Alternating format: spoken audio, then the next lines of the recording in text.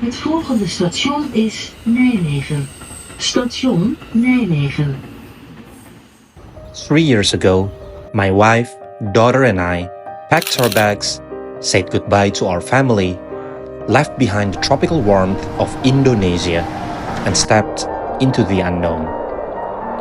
We moved to Nijmegen, a city we'd never heard of before, with a difficult name to pronounce. Little did we know, this gem of a city would soon become our beloved home, away from home.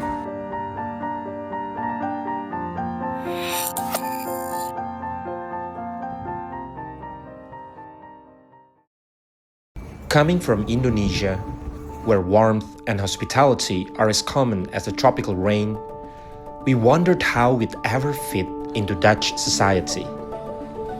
But honestly, Nijmegen proved me wrong. Here, strangers greet you with a nod, neighbors chat over WhatsApp group, and friendships bloom over bike routes or our shared hatred of the weather. Don't get me wrong though, the Dutch are nothing like my fellow countrymen from Indonesia, who are arguably some of the warmest, nicest, and most welcoming, passive-aggressive people in the world. On the contrary, in the Netherlands, directness is the national sport. You always know exactly where you stand, whether you asked for it or not. But beneath that blunt exterior lies a bread-loving community that's as warm as a freshly baked stroopwafel. Nijmegen isn't just any city. It's arguably the oldest city in the Netherlands, with roots going back over 2,000 years. From its time as a Roman settlement called Noviomagus to its medieval trade days, this city has a history you can feel as you walk its streets. One of Nijmegen's charms is its abundance of green spaces. For starters, there's the Kronenburger Park. It's a picturesque park filled with the remains of medieval walls and a tower called Kruittoren, built in the 1400s. It's the perfect place to have picnics with a view of beautiful ponds. There's also the Valkov Park, with its stunning view of the river, the small but majestic 1,000-year-old St. Nicholas Chapel, and Barbarossa Ruin, a remnant of the Valkov Castle, built in 1155 AD.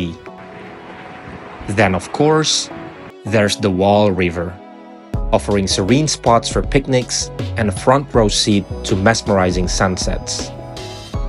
Nestled in the Waal River lies Verland, a man-made island with a fascinating backstory.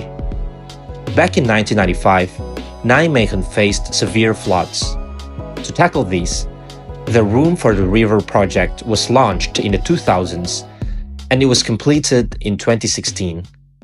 Today, Verland is a vibrant spot. Locals and visitors come here to walk, cycle, and enjoy the riverside views. It's a blend of nature and urban life. Connecting Verland to Nijmegen's northern bank is the Zalige Bridge. This unique structure not only links the island, but also showcases innovative design that interacts with the river's changing levels.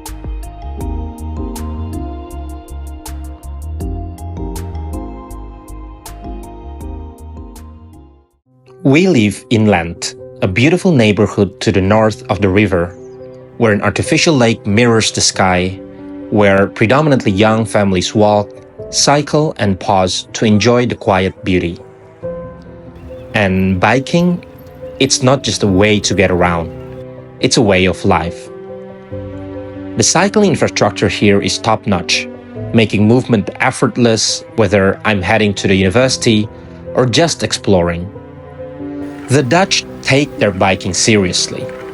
So seriously that sometimes I feel like a fraud when I drive to the office instead of biking, just because it's cold or raining outside. To be fair, the city's layout invites you to be outside, to slow down, to take in the charm that surrounds you.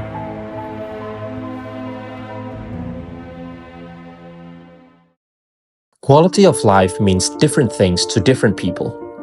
The Economist defines it as a combination of health, education, and environment, among other factors. For me, Nijmegen checks all the boxes. It's a medium-sized city of 180,000 people in a highly developed country, offering the best of both worlds. Big enough to have everything you need, small enough to feel intimate and livable. Coming from Jakarta in Indonesia, do I miss the hustle and bustle of a big city? Well, sometimes. But if I can choose, I'd still choose Nijmegen over some of the major cities of the world I've visited or lived in. For a city this size, Nijmegen has no shortage of ways to spend our time. Museums, cultural events, history at every corner. To be fair, it's not Amsterdam, Rotterdam, or The Hague, but that's the beauty of it. Here, you can experience culture without the crowds. The theaters, concerts, and community events create a city that's always alive. In our neighborhood, just like in many parts of Europe and the southern parts of the Netherlands, we celebrate the annual carnival, where people enjoy parties, floats, and parades. And when we want to unwind with a book, the city's library in Marienburg stands as a welcoming place. It's well-stocked, quiet, and a place that makes you want to stay for hours. This is also Sofia's favorite place in the city. I really like going to the library. These little pleasures, these everyday escapes, make Nijmegen a city that doesn't just function, but truly feels like home.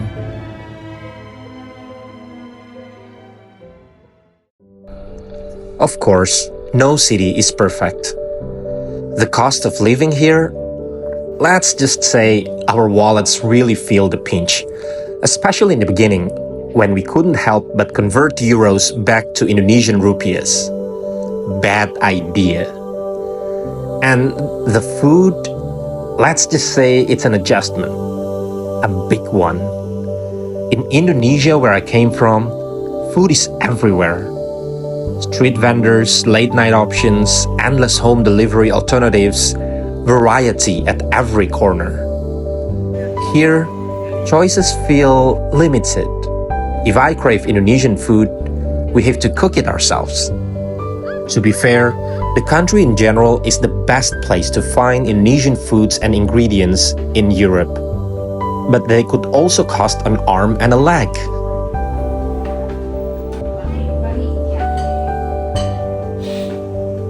And then there's the weather. I don't know where to start. The Dutch skies, especially during winter, often wear 50 shades of gray. And the wind could get so fierce, it feels like it's personally offended by my very existence. For a family used to Indonesia's tropical climate, adjusting to this damp chill has been character building. It's a test of patience, but one that comes with the reward of breathtaking spring days when the city reawakens.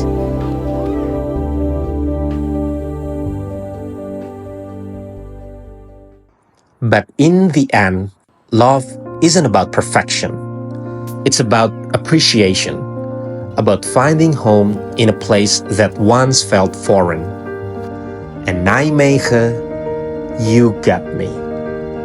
Despite the overpriced groceries and the weather's best attempts to test my sanity, somehow, between the warmth of its people and the charm of its streets, this city has sneakily wrapped itself around my heart. I guess that's how love works. You don't always see it coming, but one day you wake up and realize you wouldn't want to be anywhere else.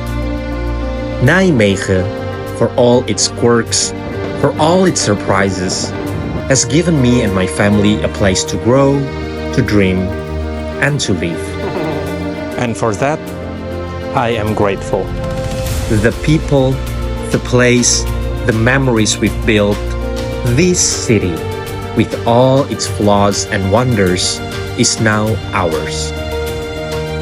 Thank you, Nijmegen.